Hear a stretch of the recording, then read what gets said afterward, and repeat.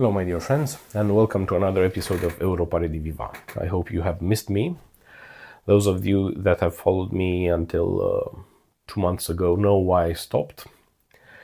As I said in my last video, I will only do content in other languages, English, Spanish, Dutch, perhaps. And I will only be talking about international issues just because you know what the situation is. So no need to elaborate further on that. I'd like to talk about the nature of the international system. I'd like to do a very general introduction into what is the current nature of the international system, how it evolved to be this way. So even though there is a lot of talk about the multipolar world, we are not actually entering the multipolar era.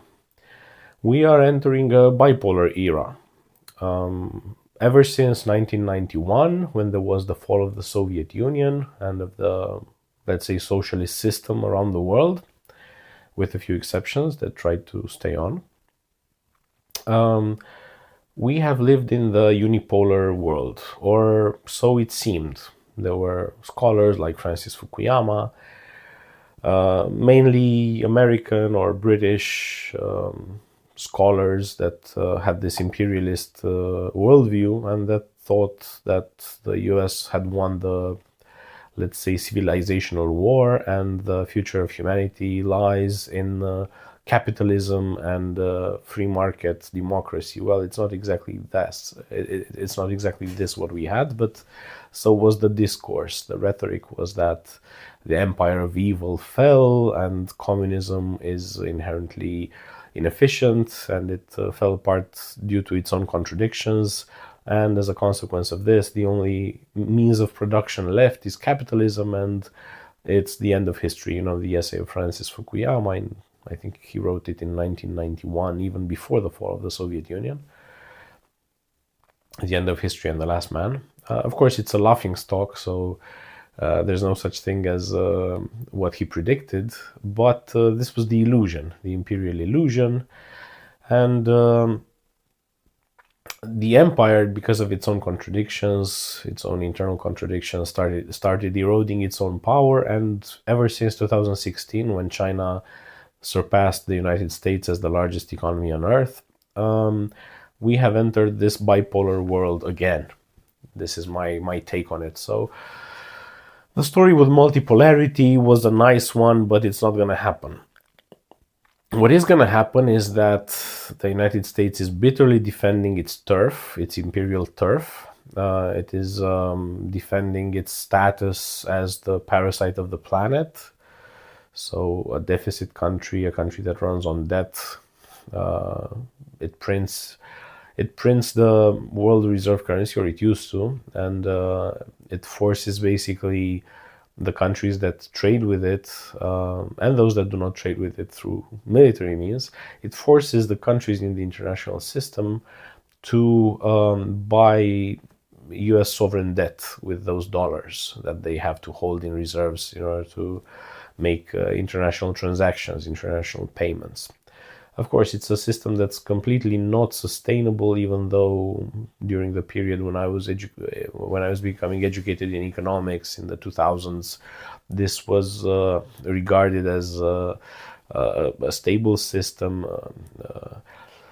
The US Treasury bill was regarded as a zero-risk asset because the US can never default and the US can never go bankrupt. This is what they were telling us. This is why the whole system needs to be built, or they were telling us that it's normal that the system is built on the dollar system and on the treasury bills as reserves, because the United States is the sovereign country of the planet, the indispensable nation, and it will never go bankrupt. It will never default on its debt. Actually, probably this is the strategy of the United States that it will actually employ. So most probably at some point in the future, probably sooner rather than later, United States will default on its debt. There is no other way.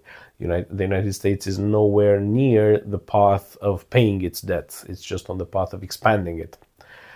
And there will come a time when they will say, okay, we will no longer service our debt, and who doesn't like it is a bad guy, and we'll put him on the axis of evil. So you have this bipolar world, the dying US world order, the dying US dollar world order, dollar denominated order, and the axis of resistance. This is why it's not a multipolar world order, because you do not have these countries that oppose the United States functioning as rivals among each other. No, they function as allies, because the United States is out to defend its hegemony, its waning hegemony, and it will attack all of them. So they need to gang up together.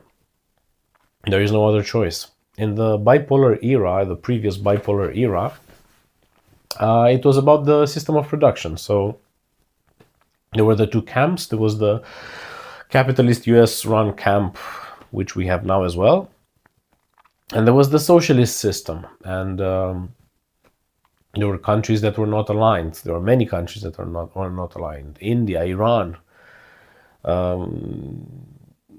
India did have collaboration with the Soviet Union. Indian governments were rather left-wing, but Iran, for example, was a foe of the Soviet Union until 1979, until the Shah regime fell, because it was closely aligned with the United States and Israel. And after 1979, it was also a foe of the Soviet Union, because it was an Islamist regime.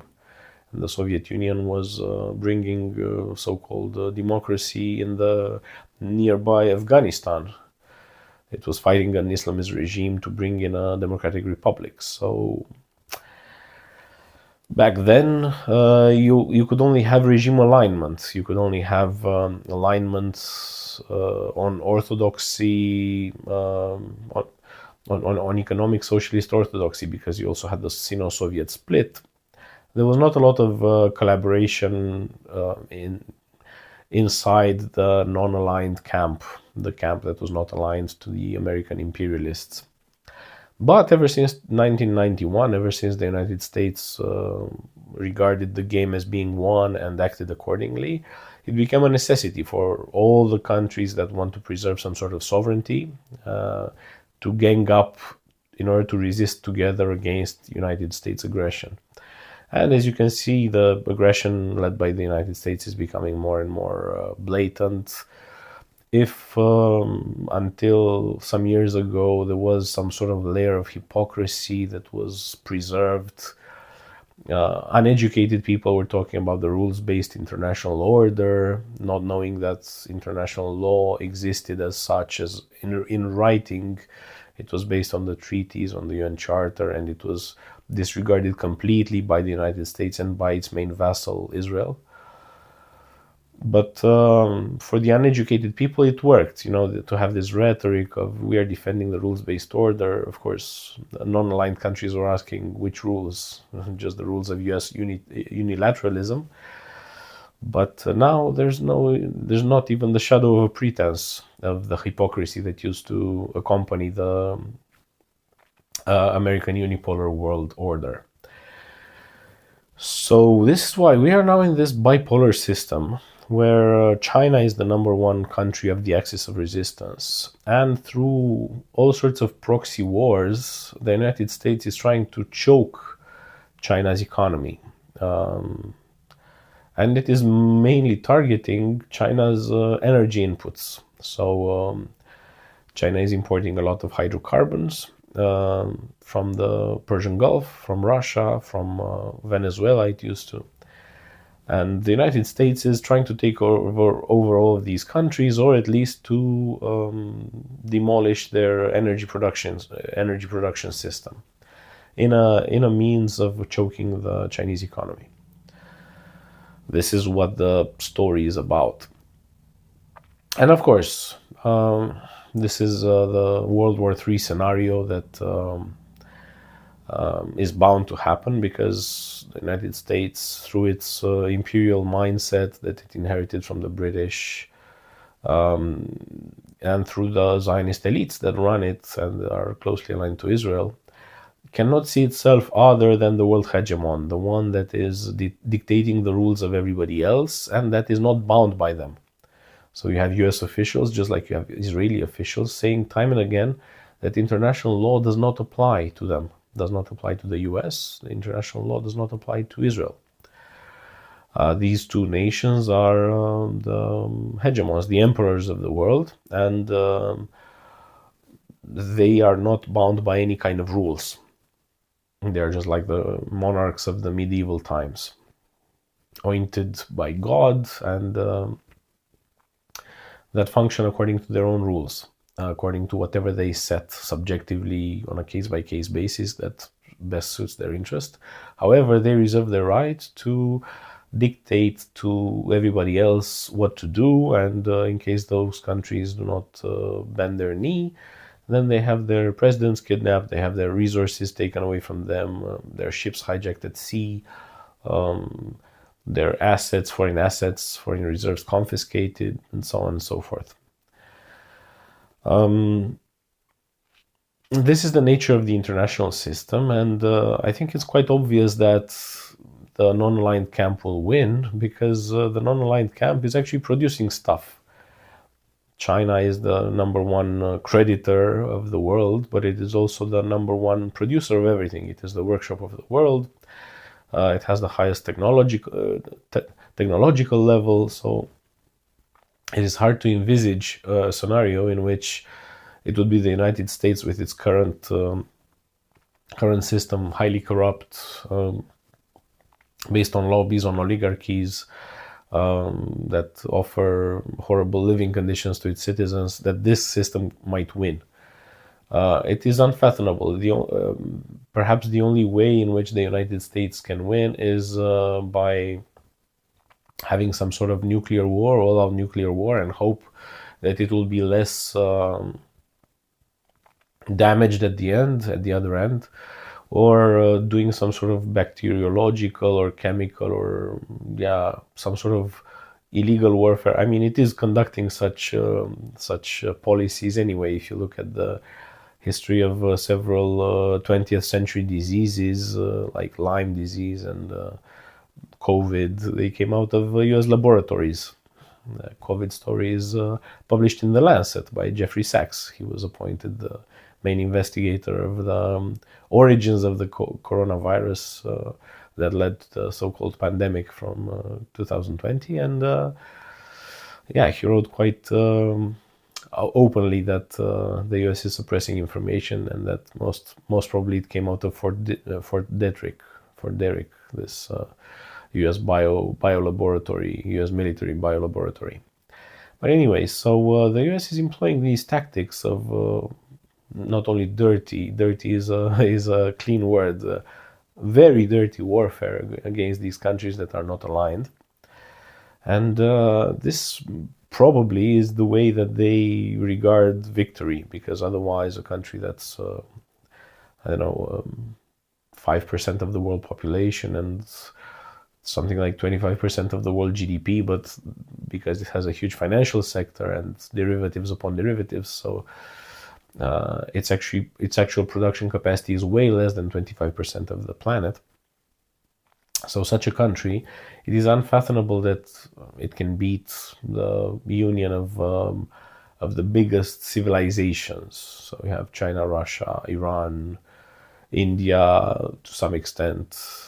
India is somewhere in the middle. It is it's not completely sovereign. It has this beef with its Muslim population and with Pakistan, and this is why it is co-optable by Israel and by the United States. But anyway, you have a lot of actors. The whole of Latin America. Okay, it is under these regimes that the U.S. Backs, but the population there mostly hates the United States.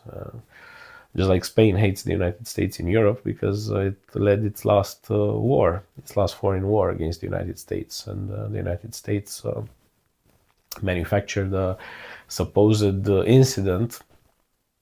I think it was the USS Maine in Havana Harbor in 1898 that served as a pretext for this U.S.-Spanish war, in which the U.S. acquired forcefully obtained all the Spanish territories from the Western Hemisphere: Philippines, Cuba, Guam, Puerto Rico, the Mariana Islands. And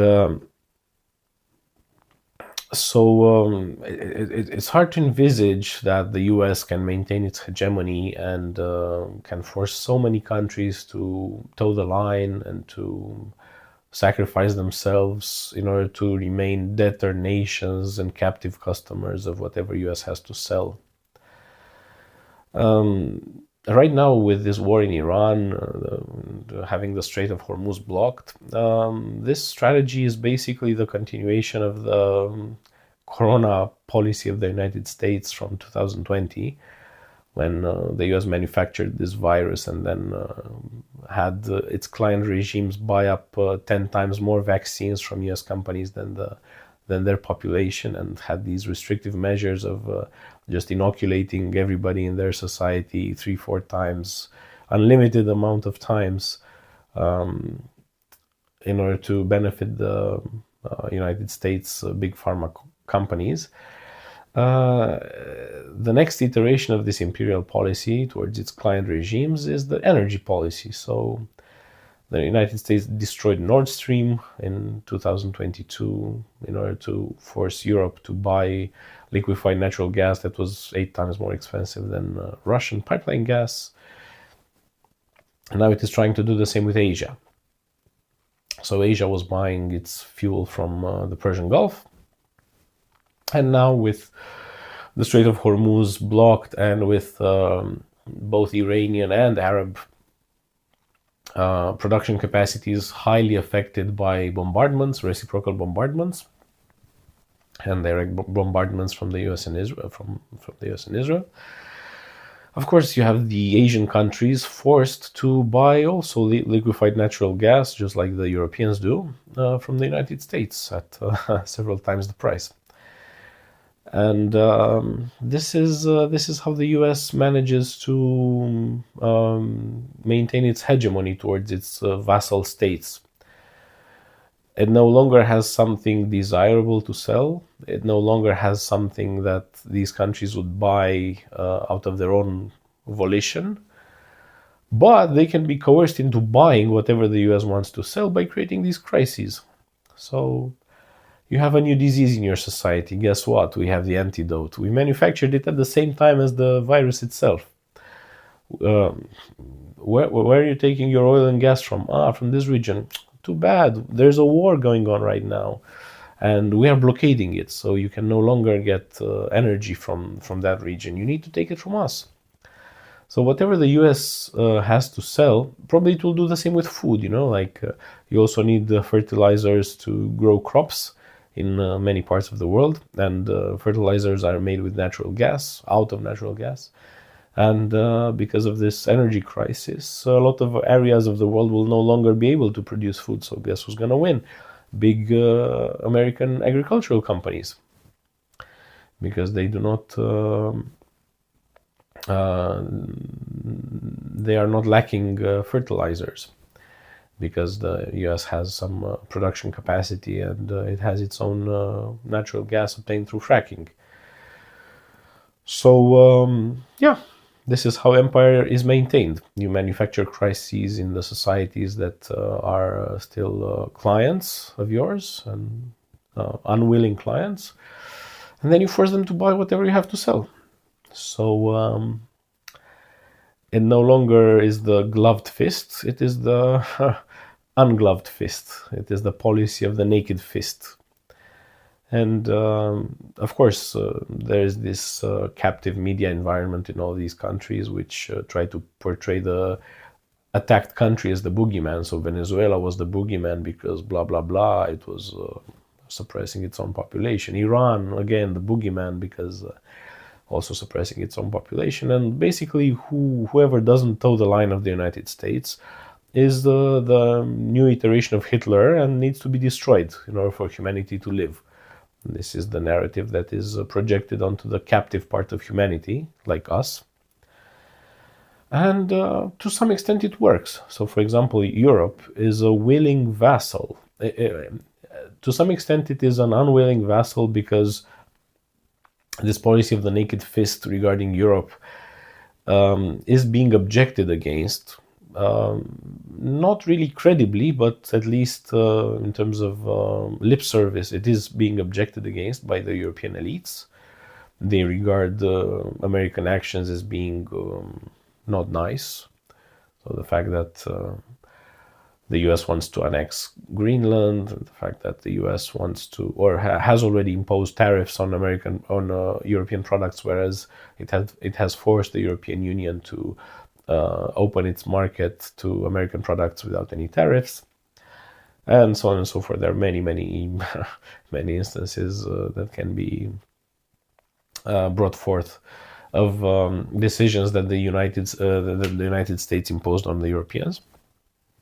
So even though Europe is an unwilling vassal, Europe is a captive vassal of the United States, at the same time, discourse in Europe is completely schizophrenic. So on the one hand, you have all of these acknowledgements that what the US is doing also with respect to Europe is imperialistic. And on the other hand, you have these cries of, oh, the US should not withdraw its troops from Germany. Oh, who is Daddy gonna leave us with? Daddy is keeping us safe, and we should do whatever we can to please Daddy so that Daddy does not withdraw his troops from our territory. The European Union is military captured by the United States. I find these questions absolutely ludicrous. Who will defend us after the Americans are gone? Who will defend us from who? Who will defend us from what?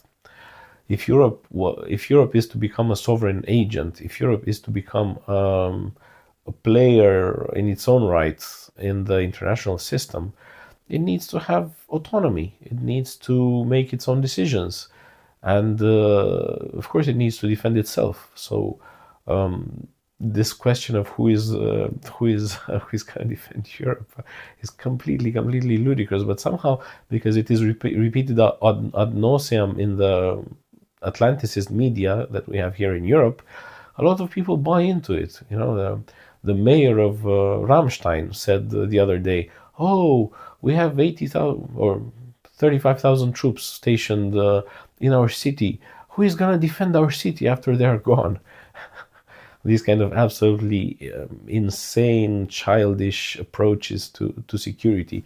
Just like Rutte said that Daddy is keeping us safe with respect to the United States.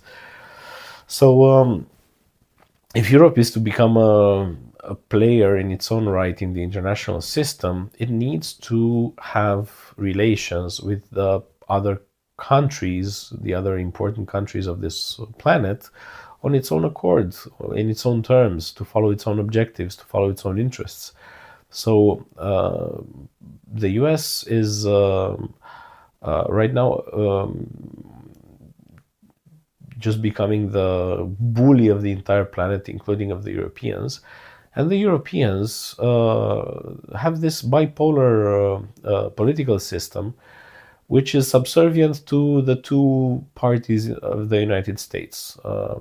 The so-called Federalists, the pro-European camp, is subservient to the Democratic Party of the United States, and the so-called sovereigntist camp is subservient to the Republican Party of the United States. The United States has a policy of either keeping Europe united but subservient, and this is the Democratic camp and the so-called pro-European camp, or the other camp, the Republican camp, supports the fragmentation of Europe, also to keep these countries subservient to the United States.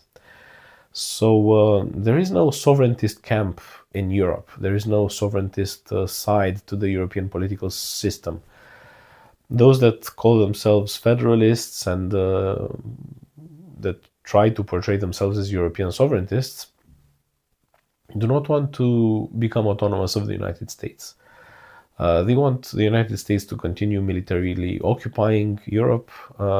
They want to have this symbiotic relationship with whichever president comes from the Democratic Party of the United States, which still keeps this hypocrisy, this rhetoric of being allies rather than vassals. Whereas the other camp, the so-called sovereigntists, they just want to break Europe apart in order to become better vassals of the United States and of Israel.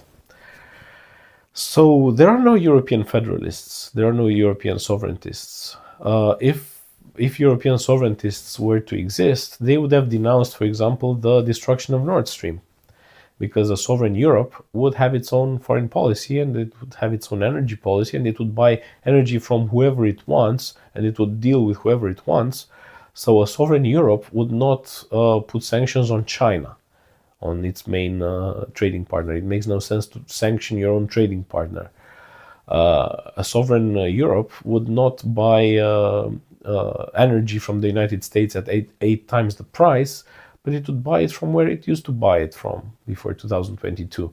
And it would denounce the terrorist act that the United States committed in blowing up Nord Stream.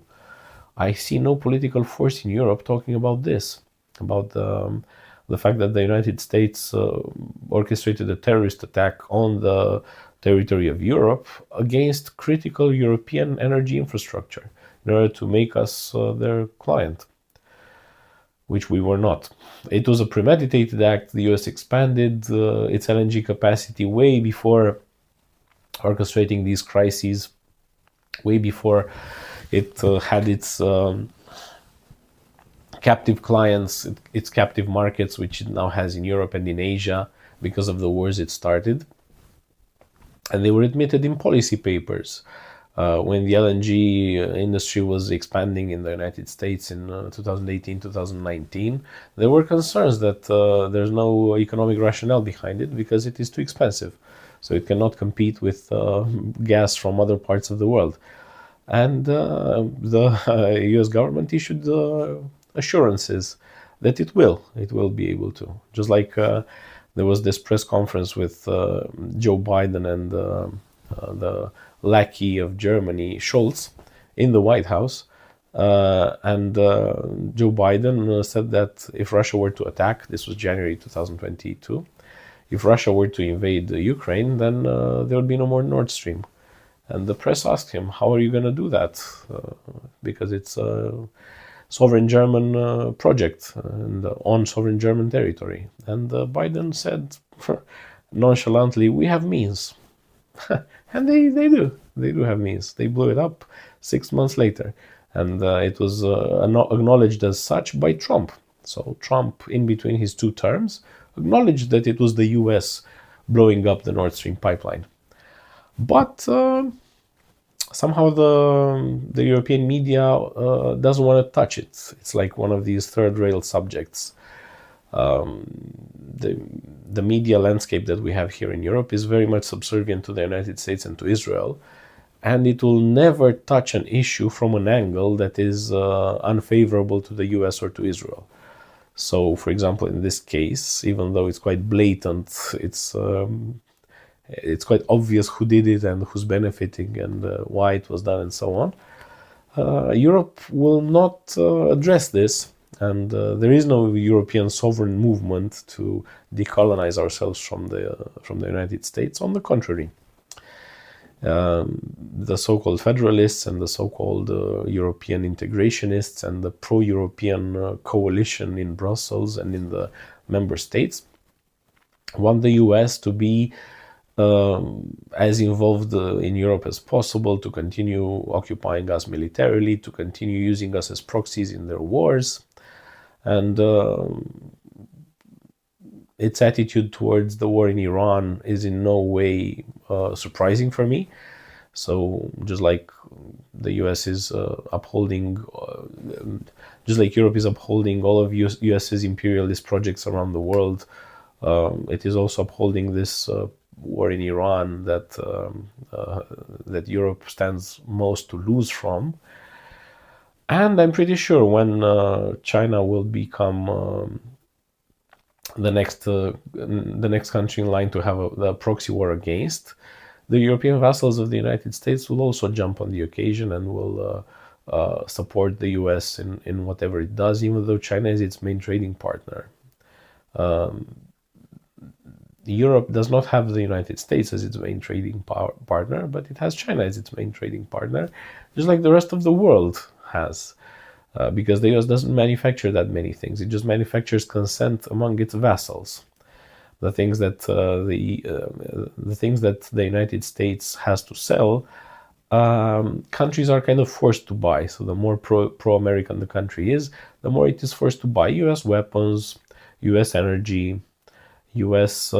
Debt. And if it doesn't buy them willingly, then it is put on the axis of evil, and it has all of these regime change operations carried out against it. It is put on the non-democratic countries list, and its president gets kidnapped, its ships get seized on the high seas, its foreign assets get confiscated, and its international payments get blocked, and all these things.